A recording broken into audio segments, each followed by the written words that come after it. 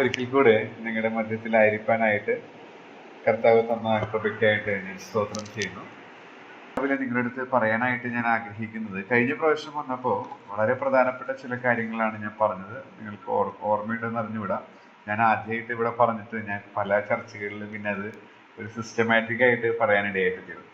ഓർക്കുന്നുണ്ടോ? ഞാനത് വളരെ പ്രധാനപ്പെട്ടതായതുകൊണ്ട് ഒന്നുകൂടെ ഒന്ന് പറഞ്ഞിട്ട് ഇന്നത്തെ ഇതിലേക്ക് വരാം. അതായത് നമ്മളിപ്പോൾ വർഷങ്ങളായിണ്ടാവില്ലേ വിശ്വാസ ജീവിതത്തിലേക്ക് വന്നിട്ട്. അപ്പോൾ ഷേക്സ്പിയർ പറഞ്ഞിട്ടുണ്ട്, അതിപരിചയം അവജ്ഞയുള്ളതാണ്. ഷേക്സ്പിയർ എന്ന് വെച്ചാൽ ഇംഗ്ലീഷ് സാഹിത്യകാരനാണ്. അപ്പോൾ അദ്ദേഹം പറഞ്ഞിട്ടുള്ള അതിപരിചയം അവജ്ഞയുള്ളതാണ്. അതായത് വർഷങ്ങളായിട്ട് നമ്മൾ ഇതിൽ ഇങ്ങനെ ആകുമ്പോൾ ആ പണ്ടത്തെ ആദ്യകാലത്തെ തീക്ഷ്ണതയൊക്കെ കുറഞ്ഞു പോകാനായിട്ട് സാധ്യതയുണ്ട്. അപ്പോൾ എപ്പോഴും ആ തീക്ഷ്ണതകൾ നമ്മൾ പാടിയ പാട്ടിൽ ഉണർന്നിരിക്കാനായിട്ട് എന്നെ സഹായിച്ച ചില കാര്യങ്ങളാണ്. കാരണം ഇതേ അനുഭവം എനിക്കുണ്ടായി. എന്ന് വെച്ചാൽ ഞാനും ഈ തണുത്തുപോയി പോലെ തോന്നുന്നു. രക്ഷിക്കപ്പെട്ടു, സ്നാനപ്പെട്ടു ഒക്കെ വന്നു, പക്ഷെ ആ തീക്ഷ്ണത നിലനിൽക്കുന്നില്ല. അപ്പം എന്താണ്, ചില പ്രത്യേക പാപങ്ങളിൽ മേൽ ജയമില്ല. അപ്പോൾ ഇതാണോ ക്രിസ്തീയ ജീവിതം? അതും മറ്റ് എൻ്റെ അപ്പുറത്തുള്ള നാമധേയ ക്രിസ്തീയ സഹോദരങ്ങളായാലും ഹൈന്ദവ സുഹൃത്തുക്കളായാലും, ഇപ്പം എൻ്റെ കൂടെ വർക്ക് ചെയ്യുന്നൊരു മാഷുണ്ട്, നമ്പൂതിരി മാഷാണ്, കൃഷ്ണൻ എന്നാണ് പേര്. നമ്മൾ വായിൽ വിരലിട്ടൊക്കെ അടിക്കില്ല, അത്ര സാധുവാണ്, നല്ലൊരു മാഷാണ്, നല്ല സ്വഭാവമാണ്. പക്ഷേ അതിൽ നിന്ന് ഒരു വ്യത്യാസം എന്നിലില്ലല്ലോ. ഞാൻ രക്ഷിക്കപ്പെട്ടു, സ്നാനപ്പെട്ടു, എന്ത് പറയുന്നു, സ്ഥിരം 15ാമത്തെ വയസ്സ് മുതൽ ആണ്. അപ്പോൾ സ്ഥിരമായിട്ട് ദൈവവചനം ധ്യാനിക്കുന്നുണ്ട്. പക്ഷേ എന്തുകൊണ്ടാണ് പിന്നെ ഇങ്ങനെ ഒരു ക്രിസ്തീയ ജീവിതം സൗഭാഗ്യ ജീവിതം എന്നൊക്കെ നമ്മൾ പാടി, പക്ഷെ നുണയാണ്. ശരിക്ക് എൻ്റെ ലൈഫിൽ ഞാൻ നുണയാണ് പാടിക്കൊണ്ട് നുണ പറയുകയാണ്. ഞാൻ യാഥാർത്ഥ്യമാണ് പറയുന്നത്. അപ്പോൾ ദൈവം ഇതാണോ ക്രിസ്തീയ ജീവിതം? ഒരു അരിഷ്ടകരമായൊരവസ്ഥയാണല്ലോ. ഈ പാപത്തെ ഒന്നും ജയിക്കാൻ സാധിക്കുന്നില്ലല്ലോ. അങ്ങനെ ഇരുന്നപ്പോഴാണ് തിരുവെഴുത്തുകളിൽ നിന്ന് ചില സത്യങ്ങളാൽ ഞാൻ പിടിക്കപ്പെട്ടത്. അതാണ് ഞാൻ കഴിഞ്ഞ പ്രാവശ്യം വന്നപ്പോൾ പറഞ്ഞത്. അത് ഞാൻ പോണോടത്തൊക്കെ ആവർത്തിക്കുകയാണ്. കാരണം അതിൽ വളരാത്തോടത്തോളം കാലം നമ്മുടെ ജീവിതം അരിഷ്ടകരമായിരിക്കും. കാരണം അതിന് പേര് നമ്മൾ മറ്റേ നാമധേയ കൂട്ടങ്ങളിലൂടെ അല്ലെങ്കിൽ നമ്മൾ പഴയ ലോകത്തിൻ്റെ ഇമ്പങ്ങളിലനുസരിച്ച് ജീവിക്കുകയായിരുന്നു എന്ന് തോന്നും. കാരണം ഇതിലേക്ക് നമ്മൾ ഇത്രയും വില കൊടുത്ത് വന്നിട്ടും നമ്മളിത് പാപത്തിന് അടിമപ്പെട്ടു പോകാന്ന് വെച്ചാൽ സങ്കടകരമാണ്. അപ്പം എന്നെ അത് സഹായിച്ച കാര്യം എന്ന് പറയുന്നത്, ഒന്ന്, ഇതാണ് അടിസ്ഥാനം. ഇതൊന്നും പുതിയ കാര്യമല്ല, എല്ലാം നമുക്ക് അറിവുള്ളത് തന്നെയാണ്. പക്ഷെ മറന്നു പോകും. പിശാചിൻ്റെ ഒരു വലിയൊരു പ്രവൃത്തി എന്ന് പറയുന്നത്, നമ്മുടെ ഉള്ളിൽ വിതയ്ക്കപ്പെടുന്ന വചനം എടുത്തു കളയും. നമ്മളോട് സംഗ്രഹിക്കാനാണ് പറഞ്ഞത്, അത് നമ്മൾ വിശ്വസ്തരല്ല. പക്ഷെ എടുത്തു കളയുന്ന ആ ഡ്യൂട്ടി അവൻ കൃത്യമായിട്ട് ചെയ്യും. അതുകൊണ്ടാണ് നമ്മൾ രക്ഷിക്കപ്പെട്ടു എന്നൊരു തെളിവും കൂടിയാണത്. ഇങ്ങനെ തളരുന്നതും പാപത്തിന് പിന്നെ അടിമപ്പെട്ടു പോകുന്നതും അതിനെക്കുറിച്ച് തിരിച്ചറിവുണ്ടാകുന്നതും നമ്മൾ ശരിക്കും രക്ഷിക്കപ്പെട്ടു എന്നുള്ളതിൻ്റെ തെളിവ് തന്നെയാണ്. പക്ഷെ എപ്പോഴും അങ്ങനെ ആ സ്റ്റേജിൽ തന്നെ ഇരിക്കാനല്ല ദൈവം ആഗ്രഹിക്കുന്നത്, നമ്മൾ വളരണം. അപ്പോൾ അതിനെ സഹായിക്കുന്ന ഒരു കാര്യം ഇതാണ്. ഞാൻ പ്രാക്ടീസ് ചെയ്തു. ഞാൻ എൻ്റെ വൈഫ് ഞങ്ങൾ ഒരുമിച്ച് എന്നിട്ട് ഞാൻ അത് ചുമരുമ എഴുതി വെച്ചേക്കാം, പിശാചിനെ തോൽപ്പിക്കണമല്ലോ. കാരണം നമ്മൾ മറവിയുള്ളവരാണ്. അപ്പോൾ ഞങ്ങൾ കാണുന്ന എല്ലാ പല്ല് തേക്കാണെങ്കിൽ അവിടെ ആ വാഷിംഗ് ബേസിൻ്റെ അവിടെ ഗ്ലാസിൻ്റെ അവിടെ വിട്ട് ചെയ്യുകയാണ്. അപ്പോൾ ഇങ്ങനെയൊരു ദിവസത്തിൽ അത് കാണും. അപ്പോൾ നമ്മളത് റിമൈൻഡ് ചെയ്യും. ഒന്നാമത്തെ കാര്യം ദൈവഭയമാണ്. ദൈവം എന്നെ കാണുന്നു, അറിയുന്നു, അവൻ്റെ ഹൃദയത്തെ വേദനിപ്പിക്കുന്ന ഒന്നും ഞാൻ ചെയ്യില്ല. അത് നമ്മുടെ ഉള്ളിൽ എന്താ പറയുക, ആണികൊണ്ട് ഹൃദയത്തിൻ്റെ പലകയിൽ അങ്ങനെ തറപ്പിച്ചിടണം. ദൈവം എന്നെ കാണുന്നു, അവൻ്റെ ഹൃദയത്തെ വേദനിപ്പിക്കുന്നൊന്നും ചെയ്യില്ല. യഹോവഭക്തി നമുക്കറിയാം. അന്ന് ഞാൻ പറഞ്ഞിരുന്നു, ബൈബിൾ എഴുതിയപ്പോൾ ഏറ്റവും ആദ്യം എഴുതിയത് അത് തന്നെയാണ്, യോബിൻ്റെ പുസ്തകം. അതിൽ ദൈവം ഒറ്റ പുസ്തകം എഴുതിയിട്ടുള്ളൂ. ആ പുസ്തകം എഴുതാനായിട്ട് തൂലിക ദൈവം ചലിപ്പിച്ചപ്പോൾ ഭക്തനായ ഒരു മനുഷ്യനെ കുറിച്ച് പറയാനാണ്. അപ്പോൾ ദൈവം എത്രമാത്രം അതിനെ പ്രാധാന്യം കൽപ്പിക്കുന്നു. പിന്നെ ഞാൻ പറഞ്ഞു, അതാണ് ക്രിസ്തീയ ജീവിതത്തിൻ്റെ അക്ഷരമാല പഠിച്ചിട്ടാണ് നമ്മൾ എന്ത് ചെയ്യുന്നത്, നമ്മൾ ഭാഷയിലും അതുപോലെ പഠനത്തിലൊക്കെ പുരോഗതി കൈവരിക്കുന്നത്. അപ്പോൾ ക്രിസ്തീയ ജീവിതത്തിൻ്റെ അക്ഷരമാലയാണ് ഈ ദൈവഭയം. ഇതില്ലെങ്കിൽ നമ്മുടെ ലൈഫ് പ്രോഗ്രസ് ഉണ്ടാവില്ല. രക്ഷിക്കപ്പെട്ടു, സ്നാനപ്പെട്ടു, ആ ഒരു അവസ്ഥയിൽ നമ്മൾ ഇരിക്കും. രണ്ടാമത് പറഞ്ഞത് ഞാൻ ഇത് കൂടുതൽ വിശദീകരിക്കുന്നില്ല. അത് ഞങ്ങൾ ശരിക്ക് ലൈഫിൽ കുറേ സംഘർഷങ്ങൾ പോയി ഞങ്ങളുടെ എൻ്റെ കുടുംബജീവിതത്തിൽ. കാരണം എന്ന് വെച്ചാൽ ഞാൻ തൃശ്ശൂരുകാരൻ, പട്ടണത്തിൽ താമസിക്കുന്നു.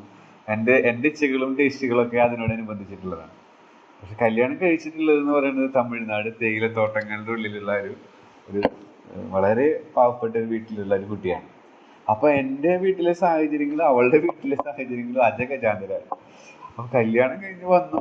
അവളും ടീച്ചർ തന്നെയാണ്, ഞാനും ടീച്ചറാണ്. അപ്പോൾ വന്നു. ആദ്യത്തെ നാളുകളൊക്കെ കുഴപ്പമില്ല. പിന്നെ കുറേ നാൾ കഴിയുമ്പോൾ അവളുടെ ഇഷ്ടങ്ങളും എൻ്റെ ഇഷ്ടങ്ങളൊന്നും നമുക്കറിയാലോ, മനുഷ്യരാന്നുള്ളത് കൊണ്ട് നമ്മൾ യന്ത്രങ്ങളല്ല. അപ്പോൾ അത് അപ്പോൾ സ്ട്രഗിളുകൾ വരും. അപ്പോൾ എങ്ങനെ ഇത് ഓവർകം ചെയ്യാൻ പറ്റും? കാരണം അങ്ങനെ മുന്നോട്ട് പോണതല്ലല്ലോ ഇന്നത്തെ കാലഘട്ടത്തിൽ. അപ്പം തന്നെ ഡൈവേഴ്സായി.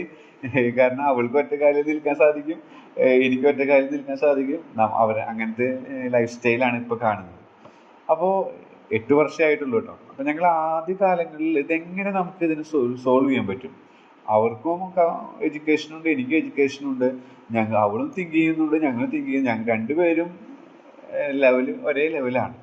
അപ്പം എങ്ങനെ ഇതിനെ ആനന്ദകരമാക്കാം? കാരണം കർത്താവാണ് കൂട്ടി യോജിപ്പിച്ചത്, അത് വിശ്വസിക്കുന്നു. അപ്പം അതുകൊണ്ട് തന്നെ ഇതെങ്ങനെ മനോഹരമാക്കാം?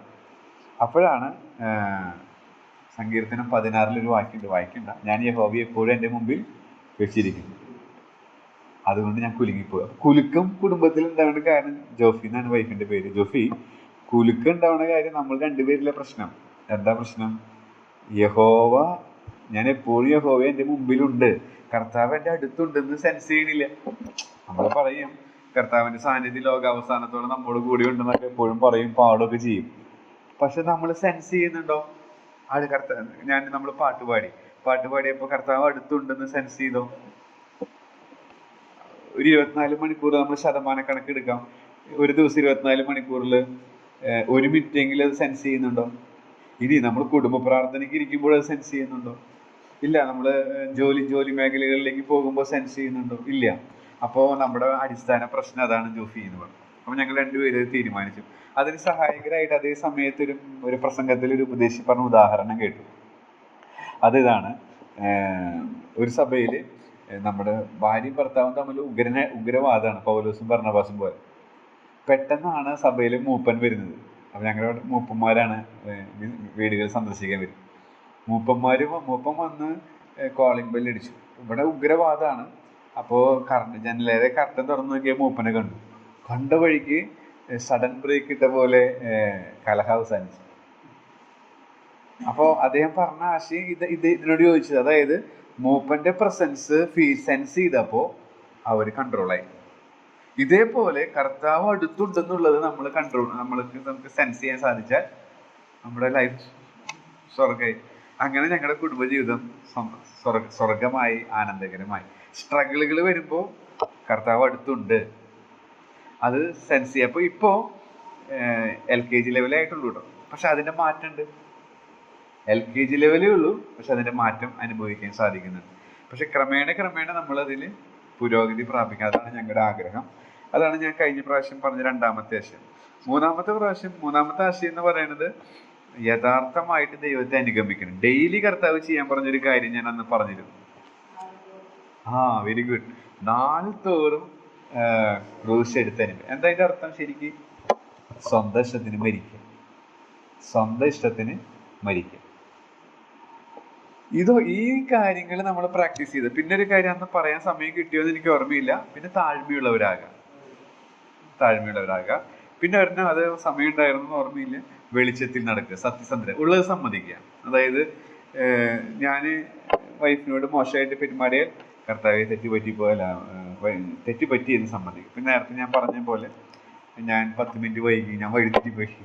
ഞാൻ 8:30 ഇറങ്ങാൻ എന്നോട് പറഞ്ഞ സോരൻ. ഞാൻ ഇറങ്ങിയപ്പോൾ 8:40 രതീഷ് ബ്രദറും വിളിച്ചിരുന്നു. അപ്പോൾ ഞാൻ ഹോസ്പിറ്റലിൽ കുളി കഴിഞ്ഞിട്ടുള്ളൂ, ഡ്രസ്സ് മാറുന്ന ടൈമാണല്ലോ. 8:40 ഇറങ്ങി. പക്ഷെ എത്തേണ്ടതായിരുന്നു. പക്ഷെ ഞാൻ അവിടെ എത്തിയപ്പോൾ വേറെ റൂട്ടിൽ പോയി. ഒരു വേലയും ഇതൊക്കെ നടക്കുന്ന സ്ഥലം കണ്ടപ്പോഴാണ് വഴി തെറ്റിയെന്ന് മനസ്സിലായത്. പിന്നെ തിരിച്ചിങ്ങോട്ട് വീണ്ടും ചോദിച്ച് പിടിച്ചു വന്നു. അപ്പോൾ പക്ഷേ അത് ന്യായീകരിക്കാവുന്നതല്ല, തെറ്റ് തന്നെയാണ്. അപ്പോൾ അത് സഭയോടുള്ള ബന്ധത്തിൽ അത് നമ്മൾ കാരണം നിങ്ങൾ ക്ഷണിച്ചിട്ടാണല്ലോ ഞാൻ വന്നിട്ടുള്ളത്. അപ്പോൾ ഞാൻ വൈകിയത് കൊണ്ട് നിരുപാധികം ക്ഷമ ചോദിക്കണം. പക്ഷെ പലപ്പോഴും നമ്മുടെ ക്ഷമകളൊക്കെ കണ്ടീഷനിലാണ്. കണ്ടീഷൻ എന്ന് വെച്ചാൽ ന്യായീകരിക്കത്തക്ക രീതിയിലുള്ള ക്ഷമകളാണ്. അത് ദൈവം അംഗീകരിക്കുന്നില്ല. എനിക്ക് തെറ്റ് പറ്റിയതാണ്, ഞാൻ സമ്മതിക്കുന്നു. അതാണ് സത്യസന്ധത. അതല്ലാതെ നമുക്ക് ആർക്കും തെറ്റ് പറ്റാതെ ജീവിക്കാൻ പറ്റില്ല. ഈ ആദാമിന്റെ നേച്ചർ നമുക്കുണ്ട്, പാപജടം.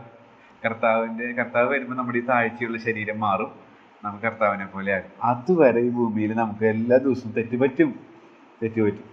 പക്ഷെ അതുകൊണ്ടാണ് വിശുദ്ധിയെ തികച്ച് ജീവിക്കാൻ പറയുന്നത്. വിശുദ്ധിയെ തികച്ച് ജീവിക്കുക. അപ്പോൾ സത്യസന്ധര കർത്താവ് നമ്മിൽ പ്രതീക്ഷിക്കുന്നതാണ്. ദൈവമേ, ഇന്ന മേഖലയിൽ തെറ്റുപറ്റിയ ഐ എം സോറി. അല്ലാതെ ഹോൾസെയിലായിട്ട് പറയരുത്. രക്ഷിക്കപ്പെടുമ്പോൾ നമ്മൾ ഹോൾസെയിലായിട്ട് പറഞ്ഞു, ദൈവമേ എന്നോട് ക്ഷമിക്കണേന്ന് ക്ഷമിച്ചു. രക്ഷിക്കപ്പെട്ട ശേഷം ഡെയിലി നമ്മൾ കർത്താവെ ഇന്ന കാര്യത്തിൽ എനിക്ക് തെറ്റുപറ്റി. അത് മനോഭാവത്തിലാണെങ്കിൽ നമുക്ക് കർത്താവിനോട് തന്നെ, അല്ല കൂട്ടു സഹോദരനോടാണെങ്കിൽ സഹോദരനോട് നേരിട്ട് തന്നെ, സഹോദരിയോടാണെങ്കിൽ സഹോദരിയോട് നേരിട്ട് പറയണം. അപ്പോൾ നമ്മുടെ ക്രിസ്ത്യൻ ലൈഫ് പ്രോഗ്രസ് ആവും, നമ്മുടെ ഉള്ളിൽ സന്തോഷം അനുഭവം. ഇങ്ങനെയുള്ള ജീവിതത്തിനാണ് കർത്താവ് നമ്മെ വിളിച്ചിരിക്കുന്നത്. ഞാനിത് അന്ന് പറഞ്ഞത് കൊണ്ട് ഞാൻ വീണ്ടും പോണോടത്തൊക്കെ ഇടയ്ക്കിടയ്ക്ക് ഇത് ഞാൻ ഓർപ്പിക്കുകയാണ്. കാരണം എൻ്റെ ലൈഫിൽ മാറ്റമായി, ഗുണമായി. അപ്പം നമ്മൾ സുവിശേഷം പറയുന്നത് എന്തുകൊണ്ടാണ്? സുവിശേഷം നമ്മളെ രക്ഷിച്ചു, അതുകൊണ്ട് പറയുന്നു. പക്ഷേ യേശു വന്നത് എന്തിനാന്ന് മത്തായി സുവിശേഷം 1 പറയുന്നുണ്ട്. എന്തിനാ വന്നത് യേശു? പാപങ്ങളിൽ നിന്ന് രക്ഷിക്കാൻ. പാപങ്ങളിൽ നിന്ന് രക്ഷിക്കുക, അത് പ്രസന്റ് ടെൻസാ. അപ്പോൾ ഒരിക്കൽ രക്ഷിക്കാൻ വേണ്ടി മാത്രമല്ല, നമ്മൾ രക്ഷിച്ചു. പക്ഷേ ഈ തുടർന്നുള്ള ദിവസങ്ങളിലും പാപങ്ങളിൽ നിന്ന് രക്ഷിക്കാൻ തന്നെയാണ് അവൻ വന്നത്. അതിനെയാണ് രക്ഷിക്കപ്പെട്ടുകൊണ്ടിരിക്കുക എന്ന് പറയുന്നത്. വിശുദ്ധീകരണം, സാങ്ക്ടിഫിക്കേഷൻ. അതെങ്ങനെ സാധിക്കുക? ഇങ്ങനെ സാധിക്കും. അല്ലാതെ നമ്മൾ രക്ഷിക്കപ്പെട്ടു, സ്നാനപ്പെട്ടു, ഇനിയെല്ലാം ശരിയായി, നോ ശരിയാവില്ല. ആ വണ്ടി എന്താ പറയുക, പഞ്ചറായ ടയർ പോലെയോ. ഞാൻ പണ്ട് വായിച്ചിട്ടുള്ളൊരു പുസ്തകത്തിലുള്ളതാണ്. മിക്ക വിശ്വാസികളും പഞ്ചറായ ടയറുള്ള കാറ് പോലെയാണ്. മുന്നോട്ട് പോകുമോ? ഞാൻ വരുമ്പോൾ കണ്ടു പഞ്ചറായ ഒരു കാറ്. 4-5 പേര് അവരുടെ യാത്ര തടസ്സപ്പെട്ടു, മുന്നോട്ട് പോകാൻ പറ്റുന്നില്ല. അപ്പോൾ പഞ്ചറായ കാറിനെ പോലെ തന്നെ വരുന്നതിൻ്റെ കാരണം ഈ പ്രിൻസിപ്പിൾ എടുക്കുന്നില്ല. കർത്താവിൻ്റെ ഹൃദയത്തെ ഞാൻ ഇന്ന് വേദനിപ്പിക്കില്ല, ഇന്ന് നാളെ വരുമ്പോൾ ഇന്ന്, അങ്ങനെ ഡേ ടു ഡേ അനുദിനം അങ്ങനെ തീരുമാനിക്കണം. ഇന്നെടുത്തു, പിന്നെ ഒരാഴ്ച കഴിഞ്ഞിട്ട് മതി, പറ്റില്ല. അപ്പം നമ്മൾ താഴ്ന്നു പോകും, അവിശ്വാസികളേക്കാൾ അധമനായിട്ട് തീരും. ഇത് നമ്മുടെ ജീവിതത്തിൽ മാത്രമല്ല, ഈ ലോകമെമ്പാടും. ഇപ്പം എൻ്റെ സുഹൃത്ത്, എൻ്റെ സെയിം പേര് തന്നെയാണ്, അവൻ UK പോയി, ഫാമിലിയായിട്ട് അവർ UK പോയി. വൈഫ് നേഴ്സായിരുന്നു, അവിടെയും ഇത് തന്നെയാണ്. അപ്പം ലോകത്തിലെ എല്ലായിടത്തും ഈ സ്ട്രഗിൾ ഉണ്ട്. നമ്മളെല്ലാവരും ആദാമിൻ്റെ സന്തതി. പക്ഷെ എങ്ങനെ നമുക്ക് ഓവർകം ചെയ്യാൻ സാധിക്കും? അതിനുള്ള ടിപ്സുകളാണ് ദൈവവചനത്തിലുള്ളത്. അപ്പോൾ ഒരു മെക്കാനിക്കലായിട്ട് യാന്ത്രികമായൊരു ക്രിസ്ത്യൻ ലൈഫ് ആവാതെ ഈ പറഞ്ഞു ദൈവമാണ്, കർത്താവ് അടുത്തുണ്ടെന്ന് സെൻസ് ചെയ്യാം. അറ്റ്ലീസ്റ്റ് അതൊന്ന് പ്രാക്ടീസ് ചെയ്ത് നോക്കൂ. 24 മണിക്കൂർ. ഇപ്പം എനിക്കൊക്കെ ചിലപ്പോൾ ഇന്നലെ കുറേ ശതമാനം ഞാൻ വിജയിച്ചു. കാരണം എന്ന് വെച്ചാൽ ആ സഹോദരൻ്റെ കൂടെ തന്നെ ബ്ലഡ് ടെസ്റ്റ് ചെയ്യാൻ പോവാ, യൂറിൻ ടെസ്റ്റ് ചെയ്യാൻ പോവാ, അങ്ങോട്ട് പോവാ ഒക്കെ വരുമ്പോൾ എപ്പോഴും ഇനി ആൾക്ക് ഡേഞ്ചറസ് വന്നു കഴിഞ്ഞാൽ കുടുംബം ആ മക്കളൊക്കെ പഠിക്കുന്നേ ഉള്ളൂ. അപ്പോൾ നമുക്കെപ്പോഴും കൃപാസനവുമായിട്ട് ഇങ്ങനെ കർത്താവ് എപ്പോഴും അടുത്തുണ്ടെന്നുള്ളത് സെൻസ് ചെയ്തിട്ട് തന്നെയാണ് ഇന്നലെ സാധിച്ചത്. ഈ ആഴ്ച മുഴുവൻ ഏകദേശം അതിൽ കുറേ ശതമാനം ഉണ്ട്. പക്ഷെ ചില ആഴ്ചകളിൽ പറ്റാറില്ല. കഴിഞ്ഞ ആഴ്ചയിൽ ഞങ്ങൾക്ക് കഴിഞ്ഞ ആഴ്ചയിൽ ഫുള്ള് BBS ആയിരുന്നു. അപ്പോൾ 3-4 ക്ലാസ്സുകൾ ഉണ്ടായിരുന്നു. അപ്പോൾ ദൈവവചനവുമായിട്ട് ഇരിക്കുകയും പ്രാർത്ഥിക്കുകയും ഒക്കെ ചെയ്യുമ്പോൾ കൂടുതൽ സമയം സെൻസ് ചെയ്യാനായിട്ട് സാധിക്കുന്നുണ്ട്. അപ്പോൾ അതിനനുസരിച്ച് നമ്മുടെ ജീവിതത്തിൽ മാറ്റമുണ്ട്. പക്ഷെ ചില സമയത്ത് അത് സാധിക്കില്ല.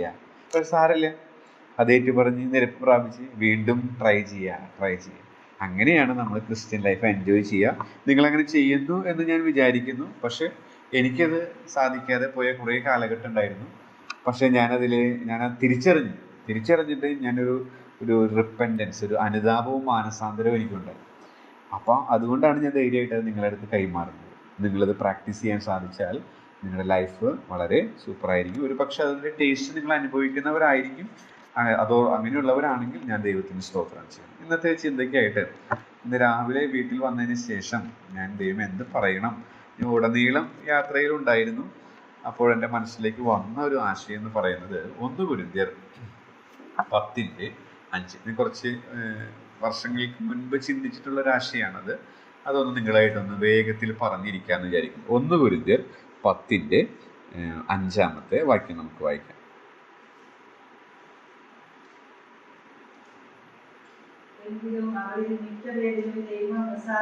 മതി. എങ്കിലും അവരിൽ മിക്ക പേരിലും ദൈവം പ്രസാദിച്ചില്ല. ഞാൻ വർഷങ്ങൾക്ക് മുൻപ് നിങ്ങൾക്കും ഈ ശീലമുണ്ടെന്ന് വിചാരിക്കുന്നു. നമ്മൾ രാവിലെ എഴുന്നേൽക്കുമ്പോൾ വചനം വായിക്കുകയും വായിച്ച് ധ്യാനിക്കുക എന്നുള്ളത്. വചനം വായിച്ച് ധ്യാനിക്കുന്ന ശീലം എല്ലാവർക്കും ഉണ്ടെന്ന് ഞാൻ വിചാരിക്കുന്നു. അപ്പോൾ ഈ ഭാഗം വായിച്ചപ്പോൾ എന്നോട് തന്നെ ചോദിച്ചൊരു ചോദ്യമാണിത്. എങ്കിലും അവരിൽ മിക്ക പേരിലും ദൈവം പ്രസാദിച്ചു. ഇതേ കാര്യം എന്നോട് ചോദിച്ചു. ഈ കൂട്ടത്തിൽ അവരിൽ നീയുണ്ടോ? അപ്പോൾ ഞാനുണ്ടെന്നാണ് ആ കാലഘട്ടത്തിൽ എനിക്ക് മനസ്സിലാക്കാൻ സാധിച്ചത്. പക്ഷെ അങ്ങനെ ആയിരിക്കാനല്ല കർത്താവ് ആഗ്രഹിക്കുന്നതെന്ന് മനസ്സിലായി. അപ്പം അതിനോടനുബന്ധിച്ചൊരു സന്ദേശമാണ് ഇന്ന് നിങ്ങളുടെ അടുത്ത് പറയാനായിട്ട് ആഗ്രഹിക്കുന്നത്. ഈ 10-ാം അധ്യായത്തിൻ്റെ 1 കൊരിന്ത്യർ 10-ന്റെ 1 മുതൽ 13 വരെയുള്ള വാക്യങ്ങളിൽ നിന്നാണ് ഇന്നത്തെ സന്ദേശം. 1 കൊരിന്ത്യർ 10-ന്റെ 1 മുതൽ 13 വരെയുള്ള വാക്യങ്ങളിൽ നിന്ന്. അവരിൽ മിക്ക പേരിലും പ്രസാദിച്ചില്ല. ആരാണ് ഈ അവർ എന്ന് പറയുന്നത്? യെസ്, അത് നമുക്ക് അവിടെ നിന്ന് തന്നെ നമുക്ക് നോക്കാം. അവരുടെ ഈ അവർ എന്ന് പറയുന്നവരുടെ ചില ഫീച്ചേഴ്സ്, പ്രത്യേകതകളുണ്ട്. 2-ാം വാക്യത്തിൽ അല്ല, 1-ാം വാക്യത്തിൽ പറയുന്നത് എന്താണെന്നറിയോ? സഹോദരന്മാരെ, നമ്മുടെ പിതാക്കന്മാരെല്ലാവരും മേഘത്തിൻ കീഴിലായിരുന്നു. എന്താ ഈ മേഘത്തിൻ കീഴിലായിരുന്നു എന്ന് പറയുമ്പോൾ സൂചിപ്പിക്കുന്നത്? അപ്പൊ അതിന് നമുക്കൊരു പേര് കൊടുക്കാൻ പറ്റും, നമ്മുടെ ഇന്നത്തെ ഭാഷയുമായിട്ട് റിലേറ്റ് ചെയ്തിട്ട്. മേഘത്തിൻ കീഴിൽ, മേഘസ്തംഭം തന്നെ. അപ്പൊ അതെന്താ മേഘസ്തംഭം? എന്താ അവർക്ക് ആയിരുന്നത്? അതിനെന്താ നമുക്ക് പറയാം? സംരക്ഷണം, പ്രൊട്ടക്ഷൻ. അപ്പോൾ നമുക്ക് നമ്മുടെ ഭാഷയിൽ പറഞ്ഞാൽ ആരാണ് ഈ അവരിൽ മിക്ക പേരിൽ പ്രസാദിച്ചില്ല എന്ന് പറയുന്ന അവർ? ദൈവിക സംരക്ഷണവും കരുതലും നടത്തിപ്പൊക്കെ അനുഭവിച്ചത് അല്ലേ?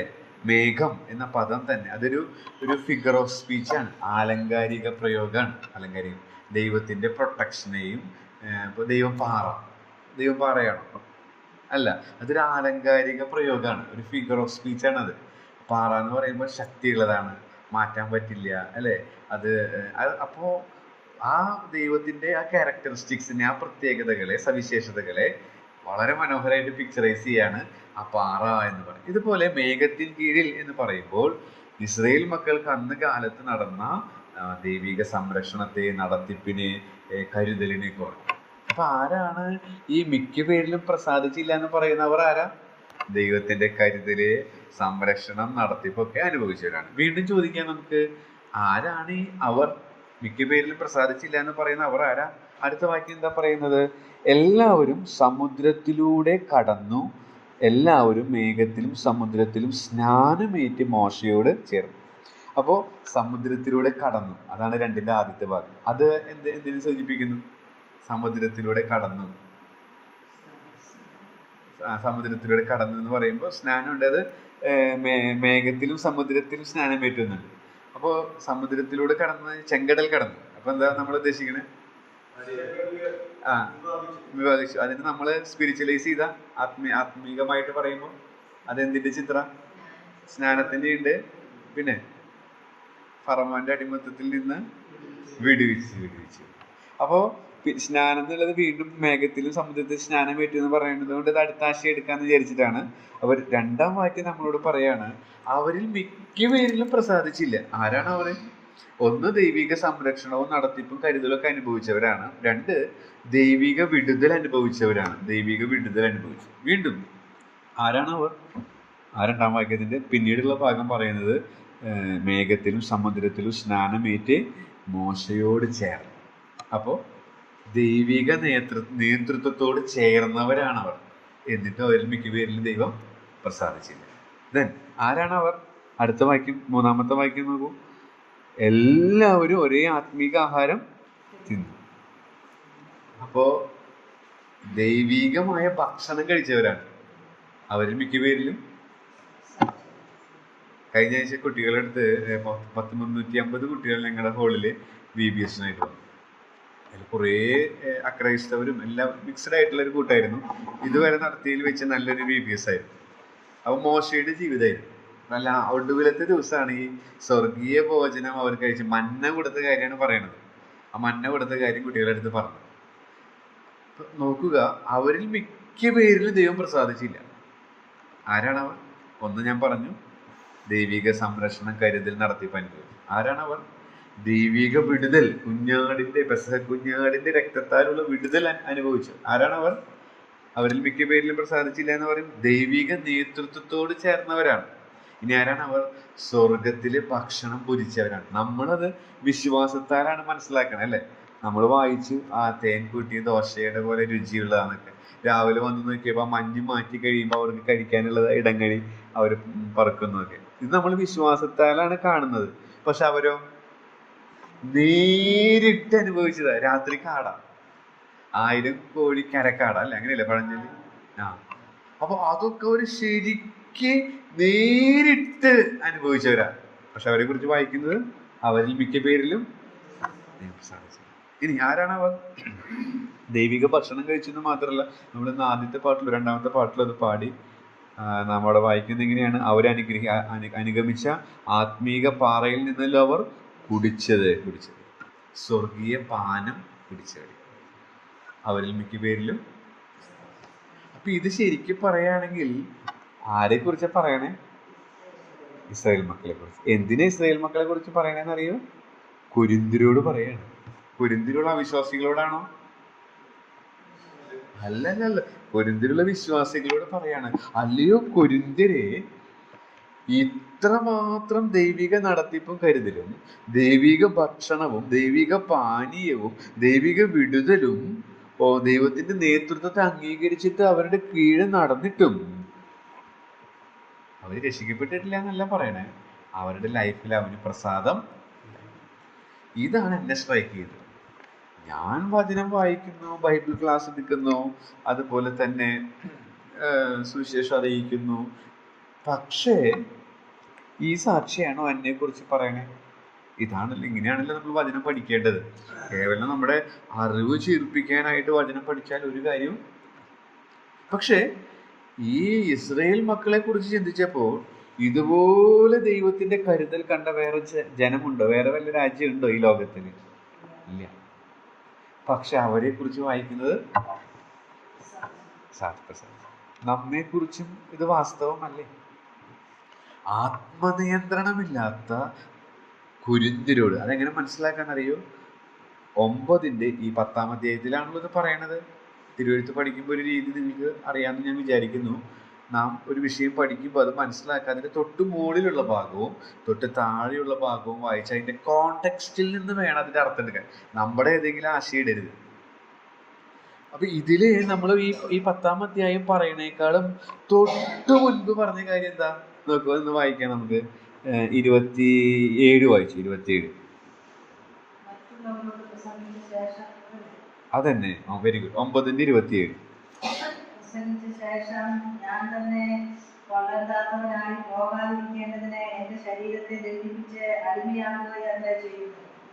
പൗലോസ് കൊരിന്ത്യരോട് പറയാണ്, അല്ലയോ കൊരിന്ത്യരെ, ആത്മനിയന്ത്രണമില്ലെങ്കിൽ ഈ ഇസ്രായേൽ മക്കൾക്ക് സംഭവിച്ചത് നിങ്ങൾക്കും സംഭവിക്കും. അതുകൊണ്ട് അത് എനിക്കും സംഭവിക്കും. അതുകൊണ്ട് ഞാൻ എന്താ ചെയ്യണമെന്ന് അറിയാമോ? ഞാൻ ആ നാളിൽ ഡിസ്ക്വാളിഫൈ ആവാതിരിക്കാനായിട്ട് ഇന്ന് എൻ്റെ ശരീരത്തെ ഡിസിപ്ലിൻ ചെയ്യുന്നു, മെരുക്കിയെടുക്കുന്നു. അതിനുള്ള ടിപ്പുകളാണ് ഞാൻ ഏറ്റവും ആദ്യം പറഞ്ഞത്. ദൈവത്തെ ഭയപ്പെടുക, കർത്താവ് അടുത്തുണ്ടെന്ന് കാണുക, സന്തോഷത്തിന് മരിക്കുക. ഇത് എളുപ്പമുള്ളതല്ല. കാരണം നമ്മൾ ദൈവമക്കളായതുകൊണ്ട് പിശാചായവൻ വീണ്ടും നരകശിക്ഷയില്ലല്ലോ. അപ്പൊ ഈ ലോകം നരകാക്കുക, അതാണ് അവൻ്റെ ട്രിക്ക്. നമ്മൾ പലപ്പോഴും അതിൽ പെട്ടുപോവാണ്. അത് തിരിച്ചറിയുക. എത്രയും വേഗം അതിൽ നിന്ന് നമുക്ക് മോചനം കിട്ടിയാൽ അത്രയും സന്തോഷം. ആ രീതിയിൽ പിശാചിന്റെ കുരുക്കുകളിൽ നമ്മൾ നമ്മുടെ ഈ ലോകത്തിലെ ജീവിതം നരകതുല്യമാക്കാനായിട്ട് ശ്രമിക്കും. അതേ കാര്യം അവിടെ നമ്മുടെ പൗലോസ് പറയുന്നത്. പൗലോസ് പറയാണ്, ഞാനും അത് ഭയപ്പെടുന്നുണ്ട്. അതുകൊണ്ട് ഞാൻ ഡിസ്ക്വാളിഫൈ, നമുക്കറിയാലോ ഒരു മത്സരത്തില് ഫൗളായിട്ട് ഗോളടിച്ചാൽ ഗോൾ കൂട്ടുമോ? അതേ ആശയം തന്നെയാണ്. ഒരു മത്സരത്തിന്റെ പശ്ചാത്തലത്തിലാണ് പറയുന്നത്. കൊരിന്ത്യർക്ക് അത് വേഗം ക്ലിക്കാവും. അപ്പോൾ ഈ കാര്യത്തിൽ ഉള്ള ബന്ധത്തിൽ നമ്മോടുള്ള നമ്മോട് നമ്മെ തന്നെ തട്ടിച്ചു നോക്കാനായിട്ട് ദൈവത്തിൻ്റെ ആത്മാവ് നമ്മെ സഹായിക്കണം. ഇതെന്നെ ചിന്തിപ്പിച്ചൊരു കാര്യം എന്താണെന്നറിയോ? എൻ്റെ ധാരണ എന്ന് വെച്ചാൽ നല്ല കുടുംബജീവിതം, നല്ല ജോലി, നല്ല പശ്ചാത്തലം, അപ്പോൾ ദൈവത്തിന് തന്നെ പ്രസാദമുണ്ട് എന്നുള്ളതായിരുന്നു എൻ്റെ ധാരണ. പക്ഷെ ഞാൻ സ്കൂളിൽ നോക്കിയപ്പോൾ എൻ്റെ സാക്ഷ്യം ഞാൻ പറഞ്ഞിട്ടുണ്ടോ എന്ന് അറിഞ്ഞുകൂടാ. ഞാൻ +2 കഴിഞ്ഞിട്ട് ഞങ്ങൾ വളരെ പാവപ്പെട്ട വീടാണ്. എൻ്റെ ഫാദർ ഒരു കൂലിപ്പണിക്കാരനാണ്. അപ്പോൾ ഞങ്ങൾ 10ാം ക്ലാസ് കഴിഞ്ഞ് പഠിപ്പ് നിർത്തി ജോലിക്ക് പോകാനാണ് വീട്ടിൽ പറഞ്ഞിട്ടുള്ളത്. അപ്പോൾ ആരുടെയൊക്കെ സഹായം കൊണ്ടാണ് +2 വരെ പഠിച്ചത്. പാസ്സായെങ്കിലും പഠിക്കാൻ പറ്റിയില്ല, ജോലിക്ക് പോകാൻ പറഞ്ഞു. പിന്നെ ഞാനൊക്കെ ട്യൂഷൻ എടുത്തും പുലർച്ചെ ഈ പാൽ സപ്ലൈ ചെയ്തിട്ടും പുലർച്ചെ 3:30 പിന്നെ നമ്മുടെ ജൂബിലി മിഷൻ ഹോസ്പിറ്റലിൽ നിങ്ങൾക്കറിയോ തൃശ്ശൂരുള്ളത് മിഷൻ, അതിൻ്റെ ഓപ്പോസിറ്റ് ഡോക്ടേഴ്സ് ക്വാർട്ടേഴ്സ് ഉണ്ട്. അപ്പോൾ അവിടെ 10 നിലയാണ്. അപ്പോൾ അതിൽ പാലുകൾ വിറ്റ് അപ്പോൾ 3:30 പോയാൽ നമുക്ക് 6 മണിക്ക് വരാം. അപ്പോൾ ഒരു നിശ്ചിത എമൗണ്ട് നമുക്ക് കിട്ടും. അത് കഴിഞ്ഞ് നമുക്ക് വേറെ ജോലിക്ക് പോകാം. ഉച്ച ജോലി കഴിഞ്ഞ് രാത്രി ട്യൂഷൻ എടുക്കാം. അത് കഴിഞ്ഞ് ഞാൻ കറസ്പോണ്ടൻസ് ആയിട്ട് നമുക്ക് തപാൽ മാർഗത്തിലൂടെ പഠിക്കാൻ സാധിക്കും. അങ്ങനെയാണ് ഞാൻ ഡിഗ്രിയും PG ഒക്കെ എടുത്തത്. കോളേജിലൊന്നും പോയിട്ടില്ല. പക്ഷേ ടീച്ചിങ് ടാലൻറ്റ്, അതുപോലെ ഞാൻ ആ സമയത്തും ദൈവവചനം വായിക്കുന്നുണ്ട്, സഭയിൽ സൺഡേ സ്കൂൾ എടുക്കാനായിട്ടും VBS അങ്ങനെ. അപ്പോൾ ടീച്ചിങ്ങിനുള്ളൊരു കൃപ എനിക്ക് ദൈവം തന്നിട്ടുണ്ടെന്ന് മനസ്സിലായപ്പോൾ പറഞ്ഞു B.Ed എടുക്കണം, മാഷാവാനുള്ള ക്വാളിഫിക്കേഷൻ ഉണ്ടല്ലോ, അത് പഠിക്കുകയാണെങ്കിൽ നല്ലതെന്ന് പറഞ്ഞു. അപ്പോൾ ഞാൻ വിചാരിച്ചു കുറേ പൈസയാവും. അപ്പോൾ വീട്ടിൽ എന്തായാലും തരില്ല, നമ്മൾ സ്വയം അധ്വാനിച്ചിട്ട് വേണം പഠിക്കണമെങ്കിൽ, അല്ലെങ്കിൽ പറ്റില്ല. ജോലി ചെയ്യണം, പൈസ വീട്ടിൽ കൊടുക്കാം, അങ്ങനത്തെ ഇതാണ്. അപ്പം ഞാൻ ഇത് അന്വേഷിച്ചപ്പോൾ വെറും 39,000 രൂപ മതി അന്ന്. ഞാനിപ്പോൾ ഒരു 50,000 ഒരു ചിട്ടി കൂടി കിട്ടുന്ന ശമ്പളത്തിൽ നിന്ന് മാറ്റി വെച്ചിട്ടാണ് അത് കുറേശ്ശെ അടച്ചാൽ മതി. 10 മാസം അന്ന് ടീച്ചറാകാൻ പഠിക്കാനുള്ളൂ. ഇന്ന് 2 വർഷമുണ്ട്. അപ്പോൾ അന്ന് 10 മാസമായാലും ഞാൻ ഫസ്റ്റ് റാങ്കിൽ തന്നെ ഞാൻ പാസ്സായി. കാരണം എനിക്ക് ഓൾറെഡി ഈ കുട്ടി സിലബസ് പരിചയമുള്ളത് കൊണ്ട് എളുപ്പമായിരുന്നു. ട്രെയിനിങ് എനിക്ക് ഞങ്ങളുടെ അടുത്തുള്ള അഞ്ചേരി ഗവൺമെൻറ് സ്കൂളായിരുന്നു. ഞാൻ 100-ൽ 98 പ്രാക്ടിക്കലിൽ മാർക്ക് മേടിച്ച് പാസ്സായി.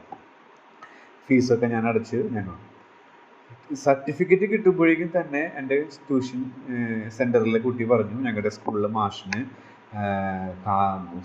പട്ടി കുറുകെ ചാടി സ്കൂട്ടർ കാലുമ്പോൾ വീണ് എല്ലൊടിഞ്ഞ് 6-7 മാസം കഴിഞ്ഞിട്ട് വരില്ല, ഒരു മാഷിൻ്റെ ഒഴിവുണ്ട്, ആ സെയിം സബ്ജക്റ്റാണ് എൻ്റെ. ഞാനത് എൻ്റെ ബയോഡേറ്റ റെസ്യൂമൊക്കെ അവിടെ കൊണ്ടുകൊടുത്തു. അപ്പോൾ അങ്ങനെ പല ആൾക്കാരും വന്നു, അതിൽ എനിക്ക് സെലക്ഷൻ കിട്ടി. അപ്പോൾ അത് എയ്ഡഡ് സ്കൂളിൽ നമുക്കറിയാലോ അല്ലേ, മാനേജ്മെൻറ്റ് നിയമിക്കെങ്കിലും സർക്കാരാണ് സാലറി കൊടുക്കുക, സർക്കാർ എംപ്ലോയി ആയിട്ട് മാറും. പക്ഷെ അങ്ങനെ പോസ്റ്റ് കിട്ടണമെങ്കിൽ 40 ലക്ഷം 50 ലക്ഷം നമ്മൾ കൈക്കൂലി കൊടുക്കണം. അപ്പോൾ 50 ലക്ഷം പോയിട്ട് 10,000 രൂപ കൊടുക്കാനില്ലാത്തതാണ്. ഞാൻ ട്യൂഷൻ എടുക്കാം, ക്വാളിഫിക്കേഷൻ ഉള്ളത് നല്ലതല്ലേ എന്നുള്ള രീതിയിൽ പോകുമായിരുന്നു. അങ്ങനെ അവിടെ ഞാൻ സർട്ടിഫിക്കറ്റ് വരുന്നേക്കാളും മുൻപ് തന്നെ കംപ്ലീറ്റഡ് എന്നുള്ള രീതിയിൽ റെസ്യൂം സമർപ്പിച്ചിട്ട് എനിക്കവിടെ ഇൻ്റർവ്യൂവിൽ ക്ലാസ് എടുത്ത് കഴിഞ്ഞപ്പോൾ എനിക്കവിടെ ജോലി കിട്ടി. പിറ്റത്തെ വർഷം ഞാൻ ഗവൺമെൻറ് എംപ്ലോയി ആയിട്ട് മാറി. 10 പൈസ കൊടുക്കേണ്ടി വന്നു. അപ്പോൾ ഞാൻ വിചാരിച്ചു ദൈവത്തിന് എന്നിൽ പ്രസാദമുണ്ട്. പക്ഷെ ഞാൻ നോക്കിയപ്പോഴേ അവിശ്വാസികളായ ടീച്ചേഴ്സിനും ഇതുപോലെ തന്നെ ഞങ്ങളുടെ മാനേജർ എൻട്രൻസ് കോച്ചിങ് നടത്തുന്ന പ്രൊഫസർ PC തോമസ് ആയിരുന്നു. ഇപ്പോൾ ആൾ ഡൗൺ ആയി, 86 വയസ്സായി. തൃശ്ശൂർ സെൻറ്റ് തോമസ് കോളേജിലെ പ്രൊഫസറായിരുന്നു. അദ്ദേഹത്തിൻ്റെ ലക്ഷ്യം ക്വാളിറ്റിയുള്ള എഡ്യൂക്കേഷൻ കൊടുക്കണം. ക്വാളിറ്റിയുള്ള എഡ്യൂക്കേഷൻ കൊടുക്കണമെങ്കിൽ പൈസ കൊടുത്ത് മേടിച്ച ടീച്ചർമാരെ വെച്ച് ശരിയാവില്ല. അപ്പോൾ കഴിവ് തെളിയിക്കുന്നവർക്ക് ഫ്രീ ആയിട്ട് ജോലി, ഇതാണ് ആളുടെ പോളിസി. അത് ജാതി മതം നോക്കില്ല, ആൾ ഉറച്ച ഒരു കത്തോലിക്കനും മരിയ ഭക്തനുമാണ്, എഴുതുന്ന ആളാണ് മറിയയെ കുറിച്ചൊക്കെ. പക്ഷേ ഞാൻ ബ്രദറുകാരനാണെന്ന് ആളുടെ അടുത്ത് പറഞ്ഞിട്ടും ബൈബിൾ സംബന്ധമായ കാര്യങ്ങളൊക്കെ പറഞ്ഞിട്ടും ഇൻ്റർവ്യൂവിലും പെർഫോമൻസിൻ്റെ അടിസ്ഥാനത്തിൽ ജോലി കിട്ടും. അപ്പം എൻ്റെ ധാരണ ദൈവത്തിന് എൻ്റെ പ്രസാദമാണെന്നാണ്. ഗവൺമെൻറ് ജോലി കിട്ടി. പിന്നീട് ഇത് പക്ഷേ ഞാൻ നോക്കിയപ്പോൾ എൻ്റെ ഒപ്പം തന്നെ ബാക്കി 5 പേരെ അതേ പോസ്റ്റിൽ ഫ്രീ ആയിട്ട് ജോലി കിട്ടിയിട്ടുണ്ട്. അവരാരും ബ്രദറുകാരും പെന്തക്കോസ്തുകാരും ഒന്നുമല്ല, ബാപ്റ്റിസ്റ്റുകാരൊന്നുമല്ല, കത്തോലിക്കരുണ്ട്, ഹൈന്ദവരുണ്ട്. ഇനി ഞാനൊക്കെ ചെറിയ ക്ലാസ് 5, 6, 7 2 വർഷം കഴിഞ്ഞിട്ട് ഹൈസ്കൂളിൽ പ്രൊമോഷൻ ആവുള്ളൂ. എന്നാൽ എന്നേക്കാൾ ഡബിൾ സാലറി മേടിച്ച് +2ലേക്ക് ഫ്രഷ് അപ്പോയിൻമെൻറ്റ് ഈ മാനേജർ PC തോമസ് സാർ നടത്തിയിട്ടുണ്ട്. അവരിലും ഹൈന്ദവരും ഉണ്ട്, RC-കാരുണ്ട്, അവിടെ ഒറ്റ വിശ്വാസികളില്ല. അപ്പോൾ അവരും പറയുന്നത് ദൈവത്തിൻ്റെ അനുഗ്രഹമാണ് ജോലി കിട്ടിയതെന്നാണ്.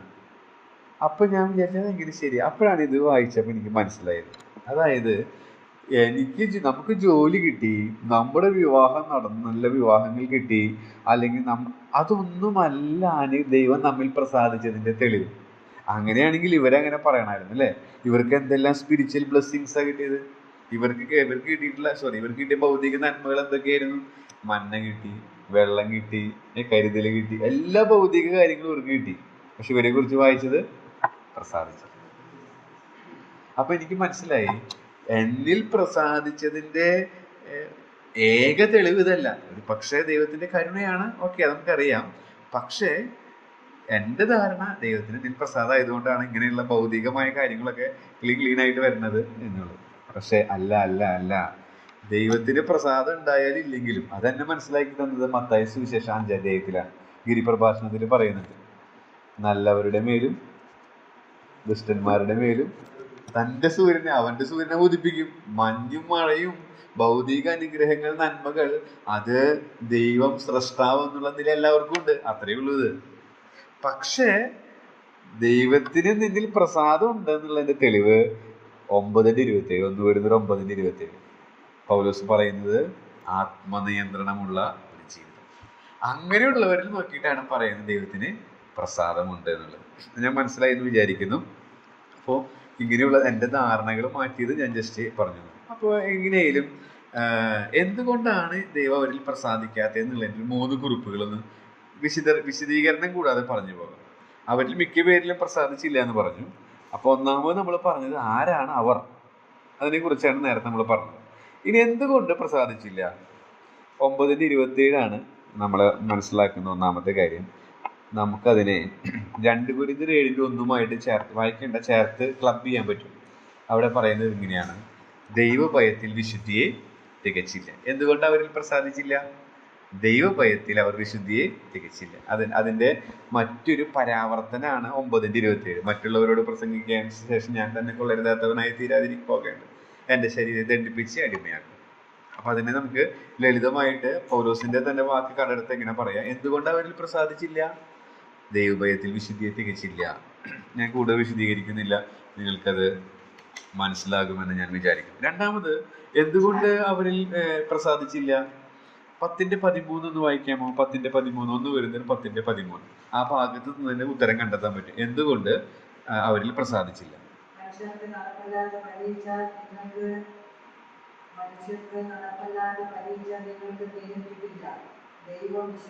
മതി. രണ്ടാമത്തെ പാഠം നമുക്ക് അവിടെ കാണാനായിട്ട് സാധിക്കും. ദൈവം വിശ്വസ്തനാണ്, ആ വിശ്വസ്തതയെ അവർ അവിശ്വസിച്ചു. എന്തിലാ ദൈവം വിശ്വസ്തൻ? വിശദീകരിക്കാതെ പറഞ്ഞു പോകാം. എന്തിലാ ദൈവം വിശ്വസ്തൻ എന്ന് അവിടെ പറയുന്നത്? തൊട്ട് മുന്നത്തെ സെന്റൻസ്, മനുഷ്യർക്ക് നടപ്പല്ലാത്ത പരീക്ഷ നിങ്ങൾക്ക്, അതായത് നിങ്ങൾക്ക് കഴിയുന്നതിന് മീതെ, എനിക്ക് കഴിയുന്നതിന് മീതെ പരീക്ഷ നേരിടാൻ സമ്മതിക്കില്ല. അതിലവൻ വിശ്വസ്തനാണ്. ഇനി അത് ഞാൻ മനസ്സിലാക്കിയ ഭാഷയിൽ പറയാം. ഞാൻ മനസ്സിലാക്കിയെന്ന് വെച്ചാൽ എൻ്റെ ജോലി മേഖലയോട് ബന്ധപ്പെട്ടാണ് ഞാൻ മനസ്സിലാക്കിയത്. നിങ്ങൾക്കത് മനസ്സിലാക്കാൻ പറ്റുമെന്ന് ഞാൻ വിചാരിക്കും. നിങ്ങൾക്ക് ജയിക്കാൻ കഴിയാത്ത ഒരു ചോദ്യവും ചോദ്യപേപ്പറിൽ ഉണ്ടാവില്ല.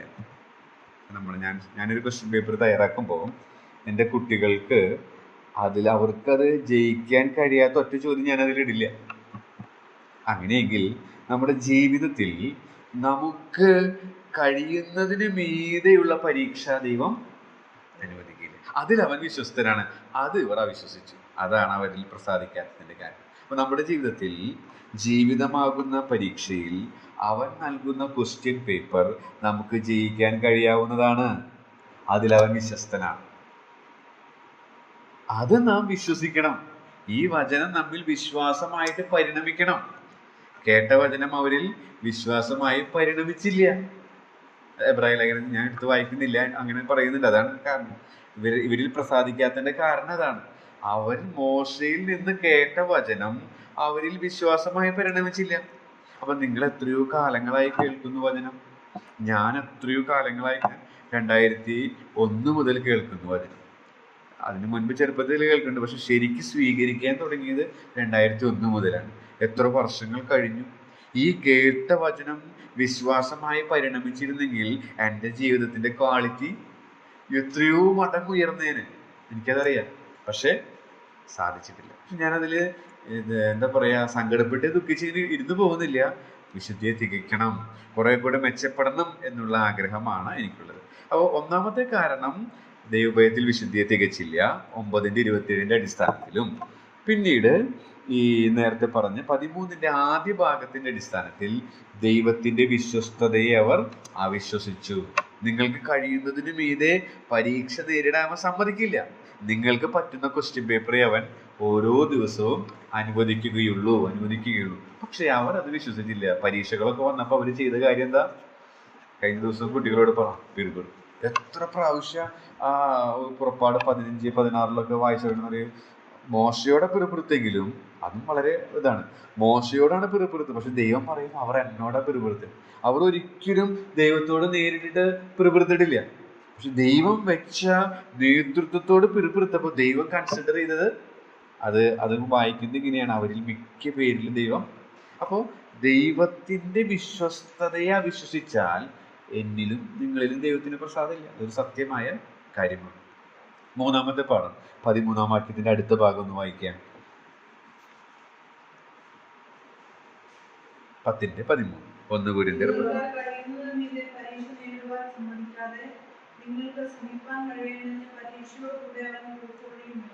ഓക്കെ, പോക്കുവഴി മീൻസ് പ്ലാൻ, പദ്ധതി. അപ്പൊ മൂന്നാമത്തെ പാഠം, എന്തുകൊണ്ട് അവരിൽ പ്രസാദിച്ചില്ല? ദൈവത്തിന്റെ പ്ലാൻ അവർ തിരിച്ചറിഞ്ഞില്ല, ദൈവത്തിന്റെ പദ്ധതി അവർ തിരിച്ചറിഞ്ഞില്ല. അത് മനസ്സിലാക്കാൻ ഞാൻ എൻ്റെ ഫീൽഡുമായി ബന്ധപ്പെട്ട് ഞാൻ മനസ്സിലാക്കിയ രീതിയിൽ പറയാൻ പറ്റി. അതായത് 1-ാം ക്ലാസ്സിലെ കുട്ടിക്ക് 10-ാം ക്ലാസ്സിലെ ക്വസ്റ്റ്യൻ പേപ്പർ കൊടുക്കില്ല. 1-ാം ക്ലാസ്സിലെ കുട്ടിക്ക് 10-ാം ക്ലാസ്സിലെ ക്വസ്റ്റ്യൻ പേപ്പർ കൊടുക്കില്ല. അതാണ് ഇതിന്റെ അർത്ഥം. എന്താണ് അർത്ഥം? നിങ്ങൾക്ക് കഴിയുന്നതിന് മീതെ 1-ാം ക്ലാസ്സുകാരന് 1-ാം ക്ലാസ്സിന്റെ പേപ്പറേ തരുള്ളൂ. പരീക്ഷ നേരിടുവാൻ സമ്മതിക്കാതെ. അപ്പോ നമ്മുടെ ലെവൽ അനുസരിച്ചിട്ടുള്ള പരീക്ഷകളെ ദൈവം നമുക്ക് നൽകുകയുള്ളൂ. അങ്ങനെയുള്ള ദൈവത്തിന്റെ പദ്ധതി ഈ ജനം തിരിച്ചറിഞ്ഞില്ല. അവര് ദൈവത്തോട് പിറുപിറുക്കാനിടയായിട്ട് തീരും. പ്രിയമുള്ളവര്, ഞാൻ 2 പ്രധാന തലക്കെട്ടാണ് പറഞ്ഞത്. അവരിൽ മിക്ക പേരിൽ ആരാണ് അവർ എന്ന് പറഞ്ഞു, നമുക്ക് എല്ലാവർക്കും അറിയാം. ആ സ്ഥാനത്ത് എൻ്റെയും നിങ്ങളുടെയും പേര് വെച്ചാൽ ദൈവത്തിന്റെ ആത്മാവ് ശരിയായ രീതിയിൽ നമ്മുടെ അവസ്ഥ നമുക്ക് ബോധ്യപ്പെടുത്തി തരും. രണ്ടാമത്തെ കാര്യം പറഞ്ഞത് എന്തുകൊണ്ടാണ് അവരിൽ പ്രസാദിക്കാഞ്ഞത്. അതാണ് 3 പാഠങ്ങൾ ആ ഭാഗത്തിന്റെ പശ്ചാത്തലത്തിൽ നിന്ന് പറഞ്ഞത്. 1, ദൈവഭയത്തിൽ വിശുദ്ധിയെ തികച്ചില്ല 9:27. 2, ദൈവത്തിന്റെ വിശ്വസ്തതയെ. എന്താ ദൈവത്തിന്റെ വിശ്വസ്തത? നടപ്പല്ലാത്ത പരീക്ഷ തരില്ല, നിങ്ങൾക്ക് സഹിക്കാൻ പറ്റാത്ത പരീക്ഷ അവൻ തരില്ല, സഹിക്കുന്നതേ തരൂ. മാത്രമല്ല ദൈവത്തിന്റെ പദ്ധതിയെ അവർ തിരിച്ചറിഞ്ഞില്ല. ഇനി കുറച്ചും കൂടി ഉണ്ട്, പക്ഷെ അതൊക്കെ ഞാൻ കട്ട് ചെയ്തിട്ട് ഒരു കാര്യം കൂടെ പറഞ്ഞ് ഞാൻ നിർത്താം. ഇനി എങ്ങനെ അവനെ പ്രസാദിപ്പിക്കാം? നെഗറ്റീവാണിതോ ഇപ്പടി പറഞ്ഞത്, പോസിറ്റീവ് 5 മിനിറ്റിനുള്ളിൽ പറഞ്ഞ് ഞാൻ നിർത്താം. ഇനി എങ്ങനെ അവനെ പ്രസാദിപ്പിച്ച് ജീവിക്കാം? ഈ ഭാഗത്ത് നിന്ന് നമുക്ക് അതിൻ്റെ ഡയറക്റ്റ് ആയിട്ടുള്ള ഉത്തരം കിട്ടില്ല. പക്ഷേ ഒരു വാക്യം നിങ്ങളൊന്ന് ചൂണ്ടിക്കാണിക്കാനായിട്ട് ആഗ്രഹിക്കുന്നു. മത്തായി 3:17. ഇവിടെ പറഞ്ഞത് അവരിൽ മിക്ക പേരിലും പ്രസാദിച്ചില്ല എന്നുള്ളതാണ്. എന്നാൽ മത്തായി 3:17 എന്താണെന്ന് നോക്കൂ.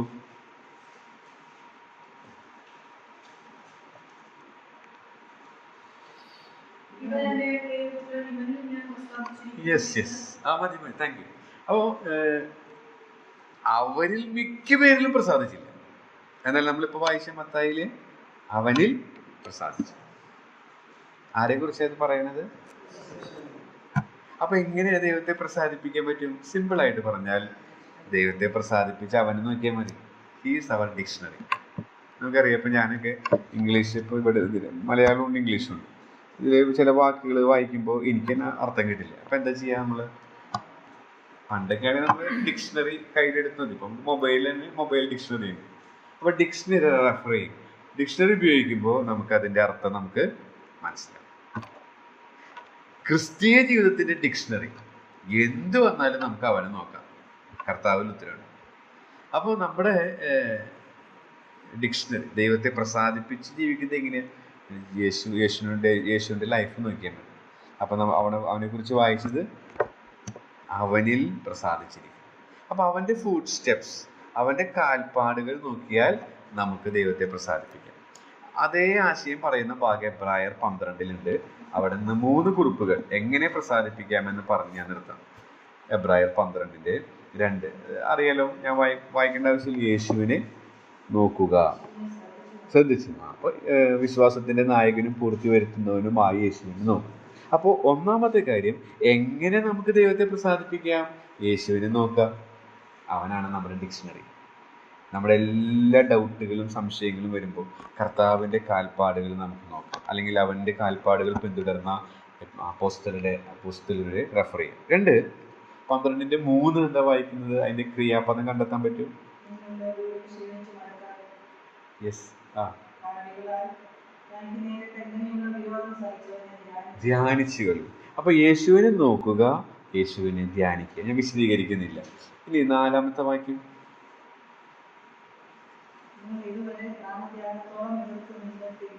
യെസ്, മതി. പ്രാണത്യാഗത്തോളം എതിർത്ത് നിൽക്കുക എന്ന് വെച്ചാൽ ക്രൂശെടുത്ത് അനുഗമിക്കുക. അപ്പൊ യേശുവിനെ അനുഗമിക്കുക. അപ്പോൾ എങ്ങനെ ദൈവത്തെ പ്രസാദിപ്പിക്കാം? ഒന്ന്, യേശുവിനെ നോക്കൂ, കാരണം അവനിൽ ദൈവം പ്രസാദിച്ചു എന്ന് സാക്ഷ്യം പറഞ്ഞിട്ടുണ്ട്. എങ്ങനെ ദൈവത്തെ പ്രസാദിപ്പിക്കാം? യേശുവിനെ ധ്യാനിക്കൂ, നിങ്ങൾക്ക് ദൈവത്തെ പ്രസാദിപ്പിക്കാൻ സാധിക്കും. എങ്ങനെ ദൈവത്തെ പ്രസാദിപ്പിക്കാം? പ്രാണത്യാഗത്തോടെ എതിർത്ത് നിന്നിട്ടില്ല എന്ന് വെച്ചാൽ യേശുവിനെ അനുഗമിക്കുക, കുരിശെടുത്ത് അവൻ്റെ പിന്നാലെ പോകും. അങ്ങനെ നാം ചെയ്യുന്നുവെങ്കിൽ തീർച്ചയായിട്ടും ദൈവത്തെ പ്രസാദിപ്പിച്ച് ജീവിക്കാനായിട്ട് സാധിക്കും. ഈ പാപം നിറഞ്ഞ് വാഴുന്ന ഈ ലോകത്തിൽ അതിൻ്റെ അടിമകളായി തീരാനല്ല കർത്താവ് നമ്മെ അതിൻ്റെ അടിമത്തത്തിൽ നിന്ന് വിടുവിച്ചത്, അതിനെ ജയിച്ച് ജീവിക്കാനായിട്ടാണ്. എൻ്റെ പ്രധാനപ്പെട്ട പഠന വിഷയം എപ്പോഴും അതിനോട് ബന്ധപ്പെട്ടതാണ്. അതുകൊണ്ടാണ് എപ്പോഴും എൻ്റെ മെസ്സേജിലൊക്കെ ഞാൻ 3-ാമത്തെ പ്രാവശ്യം 4-ാമത്തെ പ്രാവശ്യമാണ് വരുന്നത്. ഒരു പ്രാവശ്യം വിജയ് സോറിൻ്റെ കൂടെ വന്നിട്ടുള്ളത് ഓർമ്മയുണ്ട്. ബൈക്കൊക്കെ വന്ന് ഞങ്ങൾ തിരിച്ചു പോകുമ്പോൾ ബൈക്കൊക്കെ നാശമായി വർഷാപ്പിലൊക്കെ ചെയ്തത് എനിക്ക് ഓർമ്മയുണ്ട്. 2-ാമത്തേത് ഞാൻ തനിച്ചെന്നെ വന്നത്. അപ്പം അന്ന് ഞാൻ പത്രോസിൻ്റെ ലേഖനം താഴ്മയെ കുറിച്ചാണ് പറഞ്ഞത്. അതും ഈ ക്രിസ്ത്യൻ ലൈഫുമായി ബന്ധപ്പെട്ടതാണ്. അപ്പം എൻ്റെ മെയിൻ ആയിട്ടുള്ള ഫീൽഡ് എന്ന് പറയുന്നത് പ്രായോഗിക ക്രിസ്ത്യൻ ജീവിതം. കാരണം എന്താണെന്ന് അറിയാമോ? ഞാൻ അതാണ് മെച്ചപ്പെടുത്താൻ, ഞാൻ അതിലാണ് സ്ട്രഗിൾ ചെയ്യണത്. അതുകൊണ്ട് വേറെ എനിക്ക് തിയോളജി ഞാൻ പഠിച്ചിട്ടുണ്ടെങ്കിലും അതൊന്നും പഠിപ്പിച്ച് അങ്ങനെ ക്ലിക്കാവില്ല. പക്ഷെ ഇത് ഞാൻ പാലിക്കാൻ ശ്രമിക്കുന്നത് കൊണ്ടും ഇത് തന്നെയാണ് ഞങ്ങൾ കുടുംബമായിട്ട് പരിശീലിക്കുന്നത് കൊണ്ടാണ് ഞാനിത് പറയുന്നത്. അപ്പം അതുകൊണ്ട് ഞാൻ നിർത്തുകയാണ്. ദൈവത്തെ ഭയപ്പെട്ടുകൊണ്ട് ദൈവത്തെ പ്രസാദിപ്പിച്ച് കർത്താവിനെ നോക്കി കർത്താവിനെ ധ്യാനിച്ച് കർത്താവിനെ അനുഗമിച്ച് ജീവിക്കാനായിട്ട് ഈ ചിന്തകളാൽ ദൈവത്തിൻ്റെ ആത്മാവ് സഹായിക്കട്ടെ. ഇങ്ങനൊരു അവസരം നൽകിയതിൽ നന്ദി പറഞ്ഞുകൊണ്ട് നിർത്തും.